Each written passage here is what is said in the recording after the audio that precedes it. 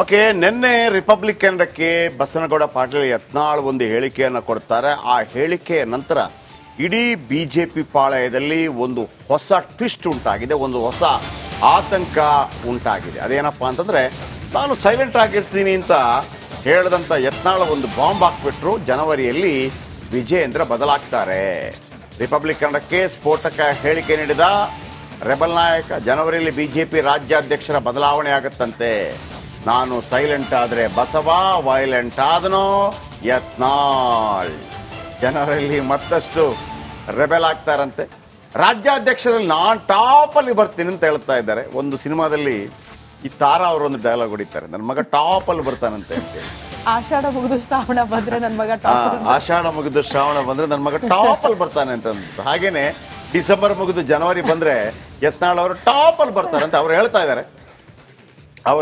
ಆಮೇಲೆ ನಾನು ರಾಜ್ಯಾಧ್ಯಕ್ಷ ಮಾಡಿ 130 ಸ್ಥಾನ ಗೆದ್ದು ಬರ್ತೀನಿ ಅಂತ ಹೆಂಗ್ ಹೇಳ್ತಾ ಇದ್ದಾರೆ ಅವರು, ಹೆಂಗ್ ಗೊತ್ತಿಲ್ಲ. ಆಮೇಲೆ ಗೆದ್ದು ಬಂದಿಲ್ಲ ಅಂದ್ರೆ ರಾಜೀನಾಮೆ ಕೊಟ್ಬಿಡ್ತೀನಿ ಅಂತ ಹಂಗೂ ಹೇಳ್ತಾ ಇದ್ದಾರೆ.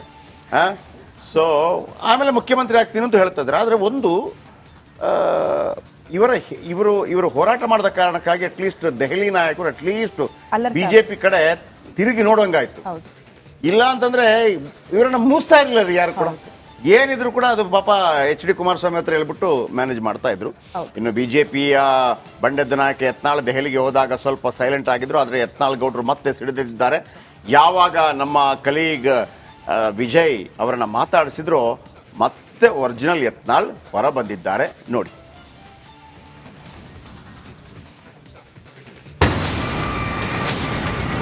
ಈಗ ನಾವು ಪ್ರಶ್ನೆ ಎತ್ತಿದೀವಿ, ಜನವರಿಯಲ್ಲಿ ಉತ್ತರ ಸಿಗ್ಬೋದು ಅಂತ ನಿರೀಕ್ಷೆಯಲ್ಲಿ ಇದೆ. ನಾನು ಅಧ್ಯಕ್ಷ ಮಾಡಿದ್ರೆ 130 ಸೀಟ್ ತೊಗೊಂಡ್ಬರ್ತೇನೆ. ಆಗ್ಲಿಕ್ಕೆ ರಾಜಕೀಯ ನಿವೃತ್ತಿ ಆಗ್ತೇನೆ. ನಾ ಏನಿದ್ರು ಹೈಕಮಾಂಡ್ ಏನ್ ಹೇಳ್ತಾರೆ ಅಷ್ಟೇ, ಅವ್ರ ಲಾಭಕ್ಕಾಗಿ ಗೆಲ್ತಾರೆ ಅಷ್ಟೇ. ಆ ಬಲೆಗೆ ಬೀಳುವುದಿಲ್ಲ. ಕಾಂಗ್ರೆಸ್ ಅಡ್ಜಸ್ಟ್ಮೆಂಟ್ ನಾವು ಒಪ್ಪುವುದಿಲ್ಲ. ಸತ್ಯ ಒಂದೇ ನನ್ನ ಬೆಂಬಲಿಗಿದೆ, ಯಾರು ನನ್ನ ಬೆಂಬಲಿಗಿದೆ. ಮತ್ತೆ ವಿಜಯೇಂದ್ರ ವಿರುದ್ಧ ಯತ್ನಾಳ್ ವಾರ್. ಜನವರಿಗೆ ನಾನೇ ಅಧ್ಯಕ್ಷ ಎಂದ ರೆಬಲ್ ಸ್ಟಾರ್.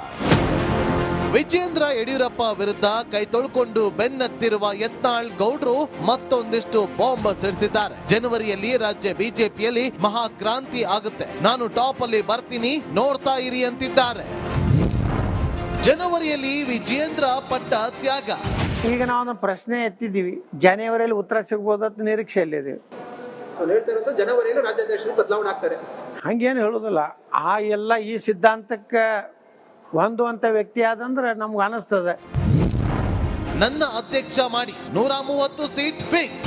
ನಾನು ಅಧ್ಯಕ್ಷ ಮಾಡಿದ್ರೆ 130 ಸೀಟ್ ತೊಗೊಂಡ್ಬರ್ತೇನೆ. ಯಾರ ಜೋಡ ಹೊಂದಾಣಿಕೆ ಇಲ್ಲ. 130 ಸೀಟು 130 ಸೀಟ್ ತರದಿದ್ರೆ ರಾಜಕೀಯ ನಿವೃತ್ತಿ. ನಾನು 130 ಸೀಟ್ ತರ್ತೀನಿ, ಇಷ್ಟೇ ಹೇಳ್ತೀನಿ. ಯಾರು ಬೆಂಬಲ ಕೊಡ್ಬೋದು ಬಿಡ್ಬೋದು. ರಾಜ್ಯದ ಜನ ಯಾರು ಬೆನ್ನು ಇಲ್ಲ. ಅವ್ರು ಬೇಕಾಗಿದ್ದು ಒಬ್ಬ ಒಳ್ಳೆ ಲೀಡರು, ಒಂದು ಹಿಂದುತ್ವ ಪರವಾಗಿರೋ ಲೀಡರ್ ಬೇಕಾಗಿತ್ತು ಈ ಕರ್ನಾಟಕ. ಕೊಡ್ಲಿ ನನ್ನ ಕೈಲಿ 130 ಸೀಟ್ ತರ್ತೇನೆ 100%. ಆಗ್ಲಿಕ್ಕಂದ್ರೆ ರಾಜಕೀಯ ನಿವೃತ್ತಿ ಆಗ್ತೇನೆ. ನಮ್ಮ ಸರ್ಕಾರ ಮೆಜಾರಿಟಿ ಬರ್ದೇ ಇದ್ರೆ ರಾಜಕೀಯ ನಿವೃತ್ತಿ ಆಗ್ತೇನೆ. ಒಂದ್ ಸೀಟ್ ಆ ಕಡೆ ಈ ಕಡೆನೂ ಆಗ್ಬೋದು. ಅದ್ರ ಅರ್ಥ ಕರ್ನಾಟಕದಲ್ಲಿ ಬಿಜೆಪಿ ಅಧಿಕಾರ ತರ್ತೇನೆ. ರಾಜ್ಯಾಧ್ಯಕ್ಷನಾಗಿ ವಿಜಯೇಂದ್ರ ವಿಫಲ. ಎಲ್ಲಿ ಸಕ್ಸಸ್ ಆಗೈತೆ ಹೇಳ್ರಿ ನೋಡೋಣ. ಸಕ್ಸಸ್ ಯಾವಾಗ ಹೇಳ್ತಾರೆ? ಹಿಂದಿನ ಚುನಾವಣೆಯಲ್ಲಿ ಇದ್ದಷ್ಟು ಸೀಟ್ ಉಳಿಸೋದ್ರೆ ಸಮಾಧಾನ. ಹಿಂದಿನ ಚುನಾವಣೆಗಿಂತ ಸೀಟ್ ಹೆಚ್ಚಾದ್ರೆ ಯಶಸ್ವಿ ರಾಜ್ಯಾಧ್ಯಕ್ಷ. ಹಿಂದಿನ ಚುನಾವಣೆಯಲ್ಲಿ ಆ ಬಹಳಷ್ಟು ಸೀಟ್ಗಳನ್ನ ಕಳ್ಕೊಂಡ ಮೇಲೆ ಅದು ಅಸಮಾಧಾನ. BS ಯಡಿಯೂರಪ್ಪ ಮಾತು ಕೇಳೋದಿಲ್ಲ. ನಾವು ಯಾವಾಗಲೂ ಹೋಗಿಲ್ಲ. ನಾ ಹೇಳ್ಬಿಟ್ಟು ನಮ್ ಕ್ಲೋಸ್ ಮಾಡಿಬಿಟ್ಟಿನಿ ನನ್ನ ಬಾಗಿಲ. ನಾ ಏನಿದ್ರು ಹೈಕಮಾಂಡ್ ಏನ್ ಹೇಳ್ತದೆ ಅಷ್ಟೇ ಕೇಳ. ಅಲ್ಲಿ ಲಾಭ ಇರುವುದಿಲ್ಲ, ಅವ್ರ ಲಾಭಕ್ಕಾಗಿ ಕರೀತಾರೆ ಅಷ್ಟೇ. ಆ ಬಲೆಗೆ ಬೀಳುವುದಿಲ್ಲ. ಆ ಬಲೆಗೆ ಬೀಳುವುದಿಲ್ಲ. ಕಾಂಗ್ರೆಸ್ ಜೊತೆ ಕೆಲ ನಾಯಕರ ಒಪ್ಪಂದ. ನೀವು ಅವಕಾಶ ಕೊಟ್ಟು ನೋಡಿ.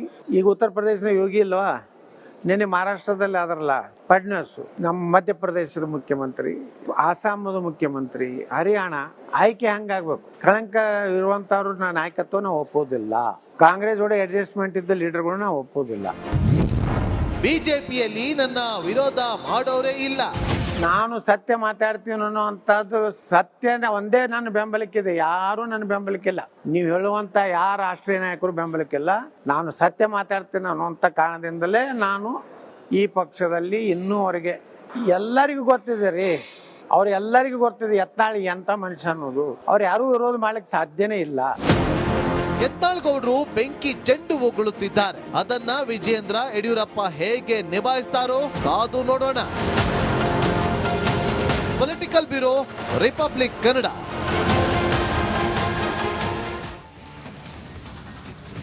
ಬಹುಶಃ ನಿನ್ನೆ ಈ ಸುದ್ದಿ ಆನ್ ಏರ್ ಹೋದ ನಂತರ, ಅಂದ್ರೆ ರಿಪಬ್ಲಿಕ್ ಕನ್ನಡದಲ್ಲಿ ಹೋದ ನಂತರ, BJP ಯಾಕಂದ್ರೆ ಎಲ್ಲ ಸರಿ ಆಯ್ತು ಅಂತ ಎಲ್ಲ ಅಂದ್ಕೊಂಡಿದ್ರು. ಬಸನಗೌಡ ಪಾಟೀಲ್ ಯತ್ನಾಳ್ ಮತ್ತೆ ರಿವೋಲ್ಟ್ ಆದ್ರು, ಇಲ್ಲ ರಾಜ್ಯಾಧ್ಯಕ್ಷ ಬದಲಾವಣೆ, ಅದು ಅತಿ ದೊಡ್ಡ ಸುದ್ದಿ. ಸೊ ಬಹುಶಃ ಇದುವೇ ಇವತ್ತು ಸದನದಲ್ಲೂ ಕೂಡ ಚರ್ಚೆ ಆಗ್ಬೋದು. ಬಹುಶಃ ಎಲ್ಲರೂ ಕೂಡ ಬಿಜೆಪಿ ಎಲ್ಲ ನಾಯಕರು ಕೂಡ ಇದಕ್ಕೆ ರಿಯಾಕ್ಷನ್ ಕೊಡ್ಬೋದು ಅಂತ ಅಂದ್ಕೊಂಡಿದ್ದೀನಿ. ವಿಜಯ್ ನಮ್ಮೊಂದಿಗೆ ನೇರ ಸಂಪರ್ಕದಲ್ಲಿದ್ದರೆ. ವಿಜಯ್, ನಾನು ಸೈಲೆಂಟ್ ಆಗಿರ್ತೀನಿ, ಇನ್ನು ಮುಂದೆ ರಮೇಶ್ ಜಾರಕಿಹೊಳಿ ವೈಲೆಂಟ್ ಆಗಿರ್ತಾರೆ ಅಂತ ಹೇಳಿದಂಥವರು ನಿಮ್ಮ ಇಂಟರ್ವ್ಯೂನಲ್ಲಿ ಮತ್ತೆ ವೈಲೆಂಟ್ ಆದರು. ವೈಲೆಂಟ್ ಆಗಿ ರಾಜ್ಯಾಧ್ಯಕ್ಷರ ಬದಲಾವಣೆ ಆಗುತ್ತೆ ಅಂತೇಳಿ ಈಗ ಸೈಲೆಂಟ್ ಆಗಿರಬೇಕು ಅಂತ ಹೇಳಿದಂಥವ್ರು ಆ ಹೇಳಿಕೆಯನ್ನು ಕೊಡೋ ಮುಖಾಂತರ ಬಿಜೆಪಿ ಪಾಳಯದಲ್ಲಿ ಮತ್ತೆ ಅಲ್ಲೋಲ ಕಲ್ಲೋಲ ಉಂಟಾಗಿದೆ. ಬಹುಶಃ ಇವತ್ತೆಲ್ಲ ಕಾಂಗ್ರೆಸ್ನ ಬಿಜೆಪಿ ಎಲ್ಲ ಲೀಡರ್ಗಳ ಬೈಟ್ ಇದಕ್ಕೆ ಪೂರಕವಾಗಿರುತ್ತೆ ಅಂತ ಅಂದ್ಕೊಂಡಿದ್ದೀನಿ. ಸೊ ನಿಮ್ಗನ್ನಿಸ್ತಾ ಈ ಹೇಳಿಕೆಯನ್ನು ಕೊಡುವಾಗ ನಿಮಗೇನು ಅನಿಸ್ತಾ ಇತ್ತು? ಇವರು ಸೈಲೆಂಟ್ ಆಗಿದ್ರಲ್ಲ, ಆ ಹೇಳಿಕೆ ಬಂದಾಗ ಅದು ಬೀರಬಹುದಂತ ಪರಿಣಾಮ ಪಕ್ಷದ ಮೇಲೆ ಮತ್ತು ಈ ಸೆಷನ್ ಮೇಲೆ?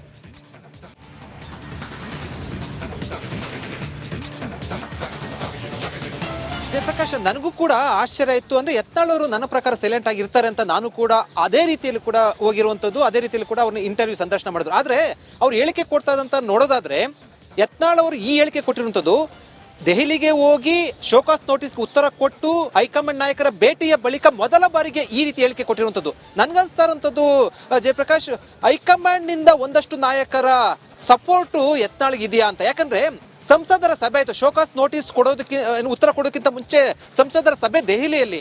ಅಲ್ಲಿ ಬಹುತೇಕ ಸಂಸದರು ಯತ್ನಾಳ್ ಪರವಾಗಿ, ಅಂದ್ರೆ ಯತ್ನಾಳ್ ಅವರು ವಿರುದ್ಧ ಉಚ್ಚಾಟನೆ ಮಾಡಬಾರ್ದು, ಅದೇ ರೀತಿ ವಿಜಯೇಂದ್ರ ಹೇಳಿದ ರೀತಿಯಲ್ಲಿ ಕ್ರಮ ಕೈಗೊಳ್ಳಬಾರ್ದು ಅಂತ ಒಂದು ಸಂದೇಶವನ್ನು, ಒಂದು ಅಭಿಪ್ರಾಯವನ್ನು ಕೊಟ್ಟರು. ಆ ಒಂದು ಅಭಿಪ್ರಾಯ ಯತ್ನಾಳ್ ಅವರಿಗೆ ಕೂಡ ತಲುಪಿರುವಂತದ್ದು. ಜೊತೆಗೆ ಶಿಸ್ತು ಸಮಿತಿ ಅಧ್ಯಕ್ಷರ ಭೇಟಿಯ ಜೊತೆಗೆ ಹೈಕಮಾಂಡ್ ಪ್ರಮುಖ ನಾಯಕನು ಕೂಡ ಭೇಟಿಯಾಗಿದ್ರು. ಆ ಸಂದರ್ಭದಲ್ಲಿ ಹೈಕಮಾಂಡ್ ನಾಯಕರು ಏನೋ ಒಂದು ಸುಳಿವನ್ನ ಕೊಟ್ಟಿರಬೇಕು. ಯಾಕಂದ್ರೆ ಯತ್ನಾಳ್ ಒಂದು ಮಾತನ್ನು ಹೇಳಿದ್ರು, ನಾನೇನಾದ್ರೂ ಕೂಡ ತಪ್ಪು ಮಾಡಿದ್ರೆ, ನಾನು ಪಕ್ಷದ ಶಿಸ್ತು ಉಲ್ಲಂಘಿಸಿದ್ರೆ ಹೈಕಮಾಂಡ್ ಕ್ರಮ ಕೈಗೊಳ್ತಾ ಇತ್ತು, ನನ್ನ ಉಚ್ಚಾಟನೆ ಮಾಡ್ತಾ ಇತ್ತು ಅಂತ ನೇರವಾಗಿ ಹೇಳಿದ್ರು. ಅದರ ಅರ್ಥ ಹೈಕಮಾಂಡ್ಗೆ ಯತ್ನಾಳ್ ಅವರ ಹೇಳಿಕೆ ಇಲ್ಲೊಂದ್ ಕಡೆ ಆ ರೀತಿ ಶಿಸ್ತು ಉಲ್ಲಂಘನೆ ಆಗಿಲ್ಲ ಅಂತ ಅನ್ಸಿರ್ಬೇಕು ಅಂತ ಹೇಳಿದ್ರು. ಮತ್ತು ರಾಜ್ಯಾಧ್ಯಕ್ಷರ ಬದಲಾವಣೆ ಜನವರಿಯಲ್ಲಿ ಆಗುತ್ತೆ ಅಂತ ಹೇಳುವ ಮೂಲಕ ಹೈಕಮಾಂಡ್ ನಿಂದ ಏನಾದ್ರೂ ಕೂಡ ಇವರಿಗೆ ಇಂಗಿತ ಅಥವಾ ಸುಳಿವು ಸಿಕ್ಕಿರಬಹುದು. ಮತ್ತು ಇದು ರಾಜ್ಯ ಬಿಜೆಪಿಯಲ್ಲಿ ಒಂದಷ್ಟು ಅಲ್ಲೋಲ ಕಲ್ಲೋಲಕ್ಕೆ ಕಾರಣ ಆಗಿರುವಂತದ್ದು. ಯಾಕಂದ್ರೆ ವಿಜಯೇಂದ್ರ ಅವರು ಬದಲಾವಣೆ ಸಂಬಂಧಪಟ್ಟಂತೆ ಈಗ ರಾಜ್ಯ ಬಿಜೆಪಿಯಲ್ಲಿ ಸಾಕಷ್ಟು ಚರ್ಚೆ ಆಗ್ತಾ ಇರ್ತದೆ. ಯಾಕಂದ್ರೆ ಜನವರಿಯಲ್ಲಿ ಒಂದಷ್ಟು ಬದಲಾವಣೆ ಸಂಬಂಧಪಟ್ಟಂತೆ ಸುಳಿವು ಹೈಕಮಾಂಡ್ ಏನು ಯತ್ನಾಳ್ಗೆ ನೀಡಿದ್ಯಾ ಅಥವಾ ಆ ಸಂಬಂಧಪಟ್ಟಂತೆ ಏನಾದ್ರು ಕೂಡ ಸಂದೇಶ ಬಂದಿದ್ಯಾ ಅನ್ನೋದು. ಯಾಕಂದ್ರೆ ಕೋರ್ ಕಮಿಟಿಯಲ್ಲಿ ಕೂಡ ಇದೇ ವಿಚಾರ ಸಂಬಂಧಪಟ್ಟಂತೆ ಕೂಡ ಚರ್ಚೆ ಆಯ್ತು. ಈ ಎಲ್ಲಾ ಬೆಳವಣಿಗೆ ನೋಡೋದಾದ್ರೆ ಯತ್ನಾಳ್ ಅವರ ಹೇಳಿಕೆ ಹಿಂದೆ ಜನವರಿಯಲ್ಲಿ ಬಹುತೇಕವಾಗಿ ಮಹತ್ತರ ಬದಲಾವಣೆ ಆಗುವಂತ ಸಾಧ್ಯತೆ ಇರುವಂತದ್ದು. ಈಗ ರಾಜ್ಯ ಬಿಜೆಪಿ ನಾಯಕರು ಕೂಡ ನಿನ್ನೆಯಿಂದ ಕೂಡ ಇದೇ ವಿಚಾರವನ್ನ ಚರ್ಚೆ ಮಾಡ್ತಾ ಇರುವಂತದ್ದು. ಈಗ ಸದನ ಇನ್ನು ಕೆಲವು ಹೊತ್ತಿನಲ್ಲಿ ಆರಂಭ ಆಗಲಿದೆ. ಅದಕ್ಕೂ ಮುನ್ನ ರಾಜ್ಯ ಬಿಜೆಪಿ ನಾಯಕರು ಇದಕ್ಕೆ ಸಂಬಂಧಪಟ್ಟಂತೆ ಏನು ಪ್ರತಿಕ್ರಿಯೆ ಕೊಡ್ತಾರೆ ಅನ್ನೋದನ್ನ ಕಾದ್ ನೋಡ್ಬೇಕಾಗಿದೆ. ಜಯಪ್ರಕಾಶ್, ಓಕೆ, ಥ್ಯಾಂಕ್ ಯು ನಿಮ್ಮೆಲ್ಲ ಅಪ್ಡೇಟ್ಸ್ಗಾಗಿ. ಬಟ್ ಜನವರಿಯಲ್ಲಿ ಆಗುತ್ತೆ ಅಂತ ಹೇಳಿದ್ದಾರೆ. ಇದು ಈ ಕ್ಷಣದ ಅತಿ ದೊಡ್ಡ ಸುದ್ದಿ. ಎಕ್ಸ್ಕ್ಲೂಸಿವ್ ಆಗಿ ಅವರು ಮಾತಾಡಿರುವಂತದ್ದು. ಅಂದ್ರೆ ನಾನೇ ಆಗ್ತೀನಿ ಅನ್ನುವಂತ ಸೈಲೆಂಟ್ ಆಗಿರೋದಕ್ಕೂ ಕಾರಣ ಅದೇ ಇರಬಹುದು. ಯಾವುದು? ಭರವಸೆ ಕೊಟ್ಟು ಕಳಿಸಿರ್ಬೋದು ಬಿಜೆಪಿ ಹೈಕಮಾಂಡ್. ನಂತರ ಈ ತರ ಹೇಳಿಕೆ ಕೊಡಬಹುದಿತ್ತ ಅನ್ನೋದು. ಅದೇ ಈಗ ಒಬ್ಬ ರಿಪೋರ್ಟರ್ಗೆ ಇರುವಂತ ಚಾಕಚಕ್ಯತೆ ತಾಕತ್ತೇನಪ್ಪ ಅಂತಂದ್ರೆ ಇದು ಕೂಡ ಇಶ್ಯೂ ಆಗ್ಬೋದು ನಾಳೆ. ನೀವ್ ಹೆಂಗ್ ಮಾತಾಡಿದ್ರಿ ಮೀಡಿಯಾಕ್ಕೆ ಅನ್ನುವಂಥದ್ದು ನಿಮ್ಗೆ ಹೇಳಿದ್ನಲ್ವಾ, ಹೆಂಗ್ ಮಾತಾಡಿದ್ರಿ, ಇದನ್ನೇ ವಿಜಯೇಂದ್ರ ಕಂಪ್ಲೇಂಟ್ ಮಾಡಬಹುದು.